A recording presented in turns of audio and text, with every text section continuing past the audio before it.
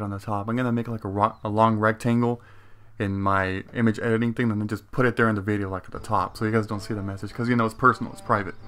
Okay, so when you first start you can do the tutorial, or you can just go ahead and skip it. I'm gonna skip it now. There used to actually be an option to skip tutorial, but now to skip it you actually put OIC.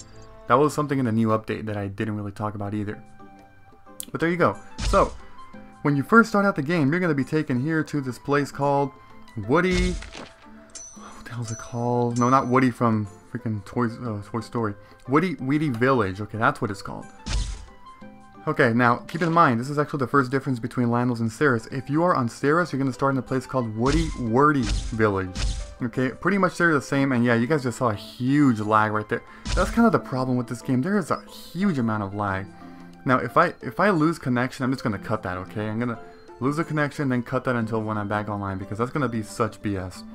I'm not kidding you guys. There are some huge problems in this game regarding lag. And it doesn't matter how good your internet connection is, it doesn't matter. It lags like hell compared to other games. But yeah, again, you'll see more about that later. So anyways, this is, like I said, Weedy Village. There's not much here yet because we really don't have... Do we have any money? No, we don't. Oh my god. Way to go, developers. Start ourselves with 0. What the hell? Alright, so let's actually go down. Now, we're going to go down here. This is called Weedy Forest, as you can see right here. Weedy Forest. Alright. So again, keep in mind now, if you are on Ceres, you're going to be in Wordy Forest. Okay, pretty much identical in terms of enemies and the atmosphere itself, but overall the X's are different, and overall the whole layout is a bit different. But again, it's pretty much the same. Let's go ahead and talk about the enemies here. I actually want to talk about enemies briefly in this kind of playthrough. So, Weedy Village introduces the first enemy in the game called a Kui. Now, Kuis are level 2 enemies, so they are the lowest level enemies in the game. Their attack style is melee, meaning that they attack from close range, and they are non-aggressive. Non-aggressive means that they will only attack you if you deliver the first attack to them. Their drops you can see on the screen quite a lot. From clovers, the most useless item in the game, only useful for one little quest in the beginning, and after that, they are terrible. Lollipops, which are healing items. Kui dolls, which actually sell for a pretty good amount. I'll talk more about these items, you know, as we go, and more in detail every time I pick them up or stuff. Kui card 10, that's useful for a quest, but it's never worth it in my opinion. Lesser healing potions and lesser mana potions. Those are for HP and MP respectively.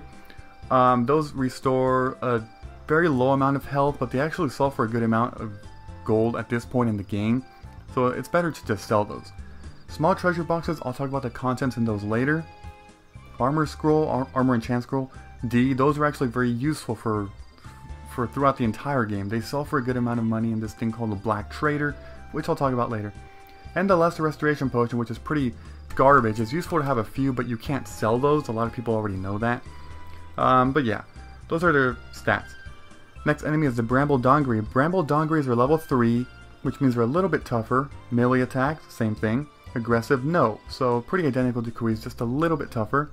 They drop Dongeryus, which are not bad, not too good. Sparkling Berries, again, not too useful. Lesser healing potions, lesser mana potions, you already know about that. A cotton, wait, no, I mean a frayed robe, sorry. A frayed robe, that's the first armor for rangers and warriors, I believe. I forgot to talk about the cotton robe, and the other one, that's, wait, I think I skipped the cotton robe for the Kuis. Whoops, my bad. Cotton robe is for mages, frayed robe is for rangers and warriors, you know, the weakest armor. And they also drop a small treasure box and an armor enchant D. Next enemy is leaf boars and angry leaf boars. Now these are actually different enemies, but they're identical, you know, almost in everything. So I figured to just do them in one page. They're level 4. They attack melee style, but they are aggressive. First aggressive enemies in the game. They drop wild boar meat, wild boar's tail hair, wild boar barbecue. Not very useful items. Ruined leather, a bit more useful for early in the game. Sparkling berries, lesser healing potion, lesser mana potion, you already know about that. Practice sword, which is an improvement for warriors, a sword. Wooden short bow, which is a better weapon for rangers. And a small treasure box, and a lesser restoration potion. Now keep in mind, you will actually see what items are exclusive to the leaf boar and what items are exclusive to the angry leaf boar. Other than that, they're pretty much the same. The only other difference is that angry leaf boars are actually a